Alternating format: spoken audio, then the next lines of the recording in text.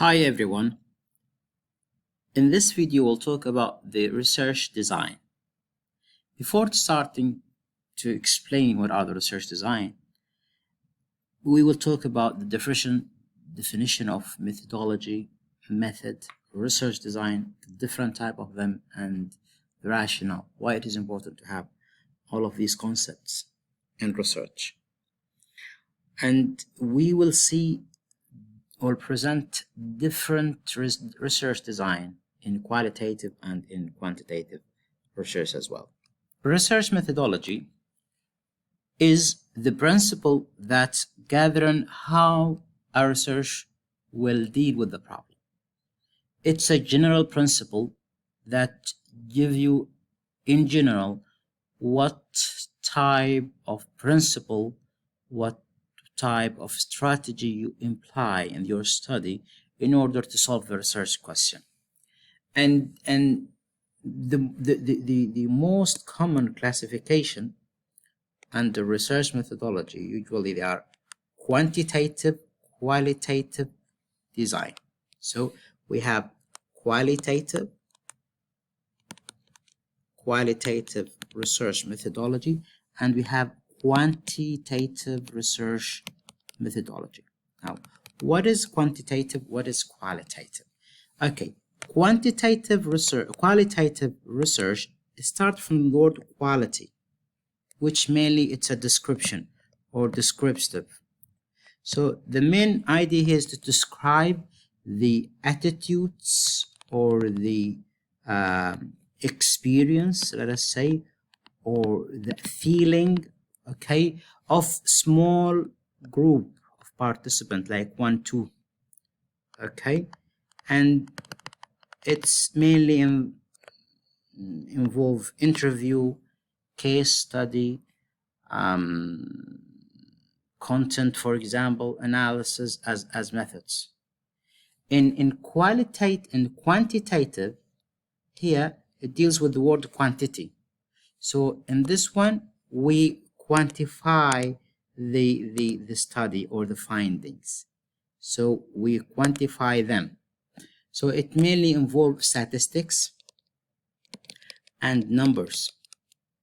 So it is about making generalization using questionnaires as an example of the most common method here, and to take the data from large group or large sample or large scale study.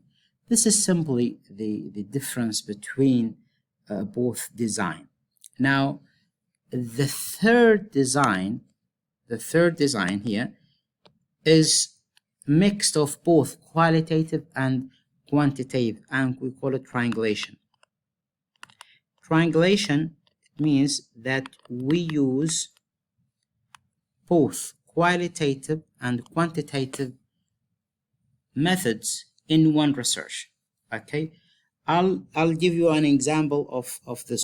A researcher would like to study the most common causes of divorce in Oman.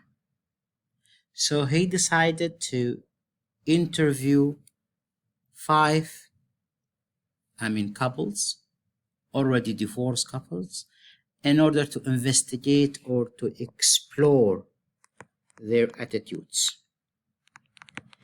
So interview here is the what do you call it? We call it the method. I'll explain just right now. So here we call it this one, it comes under this design, which is qualitative. Another researcher would like to study the same problem, which are the most common reasons for divorce, but then he decided to meet, for example, 50 divorced husbands and ask them the same question, and then he used questionnaire. It's not an interview, he would give them a questionnaire. So in this scale, this is another example of quantitative, because he used quantitative questionnaires. It's large scale, not only 5 interviews, no, this is 50, and it's the reason is to reach generalization. A third researcher also would like to do the same, but what he will do, or she will do, she will interview, for example, two couples, and then he will distribute a 100 questionnaire. So he used interview and questionnaire in the same research. So he used both qualitative and quantitative. This one, we call it triangulation. Why it is important to have, now question is, why triangulation? Triangulation, because he want to have both a detailed description of the reasons, which is gonna be from here, from the qualitative, and also a general understanding and very large scale number of researchers to reach under generalization using questionnaire. So he want to have a holistic picture, detailed and descriptive as well, of the same problem. This is what you call it, triangulation. A quick summary of the differences between qualitative and quantitative research designs, or research methodologies, sorry. The qualitative research usually investigate, as I said, small number of people, of participants, whereas the quantitative one, no, it focuses on a very large scale, okay, large number of people. In here, the qualitative research focuses on attitudes and opinions, provide description, detail, or we call it depth understanding of the topic, can help know the thoughts, philosophies, and opinions. So it's more of, in Arabic we call it بحوث النوعية, which versus الكمية. So the important here is to focus on the kind of information we are getting. It's very subjective because we only depend on what people feel about it. It's only one or two, their own understanding. And it's the best to develop theories if you want to develop philosophies or theories about any concern. And as I said, it's contact small number of participants. And one of the interviews, one of the data collection techniques here, interview, but also there are others like feminist scales or case studies, or we will see different type of them in the coming slides. Now, with the quantitative research, no, this is focuses on large number of participants, as I said. It's mainly about quantifying the information. كم, not النوع. So it's mainly about quantifying. It generates generalization because actually, for example, it will take sample of 1,000, sometimes 2,000 or 5,000 participants. Why? Why increase the number of participants? So that we can make generalization. We can have an idea from more than, representative sample. The problem being investigated so that the data can be transferred into statistics. It's easy to compare them. So you can give generalization, like for example, 50% of the participants says we are satisfied with this job, for example. So it gives, here it's easy to make generalization using statistics. It's objective, it's more objective, more scientific because it relates to numbers. Whereas quantitative research also takes idea steps further to test the theory. We develop the theory in here, in the qualitative, but we test the theories on the quantitative research design. It collects data by questionnaire, and we'll see also different type of questionnaires in the coming slides. We just spoke about the research methodology, which are the general principles that govern how research will be done. Now, what are the methods? Methods are the tools we use to collect data. We said, for example, when it's come to methodology, we have two types, which is the qualitative research methodology, and we have, for example, the quantitative research methodology. Okay, now what are the tools we use to collect information for each one.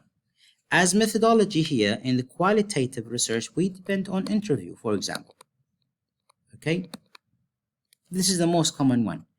But in the quantitative, no, we use questionnaires. Now, these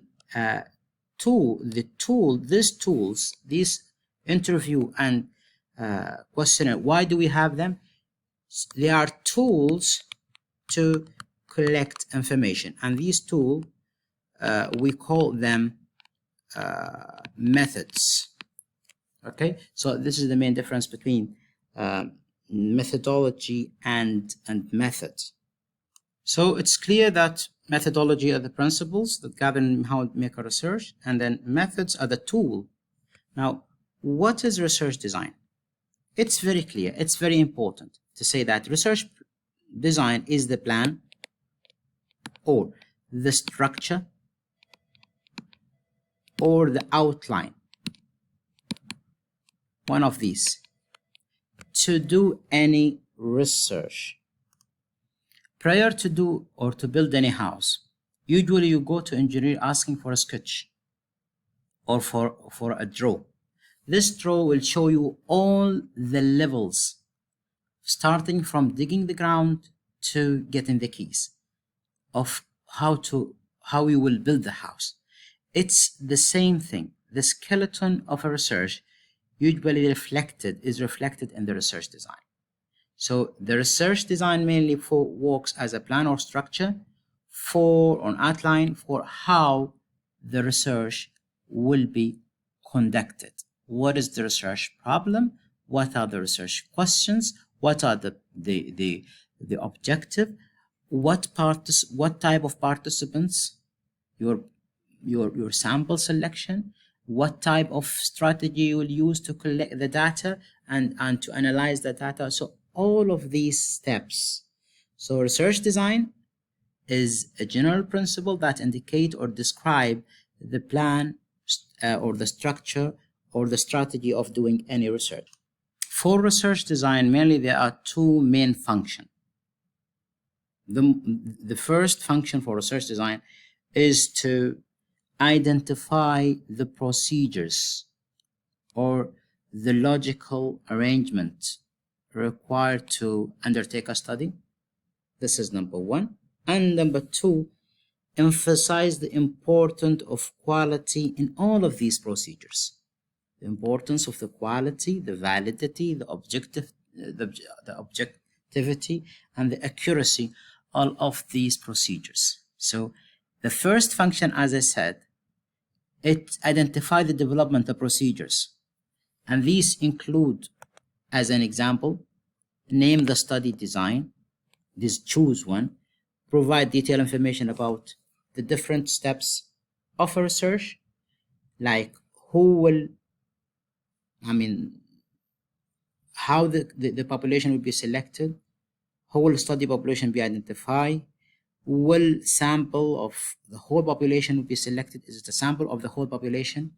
If the sample selection, then how it will be constructed, what type of procedures the researcher will use, then what methods will be used for data collection, and then how did you, for example, develop the questionnaires? If it is a questionnaire, what procedures done to ensure the accuracy of this one, and then how the respondents contact will, if they will be contacted, how they will be contacted, the participants, and the interview, for example, how it will be contacted, and the ethical issues.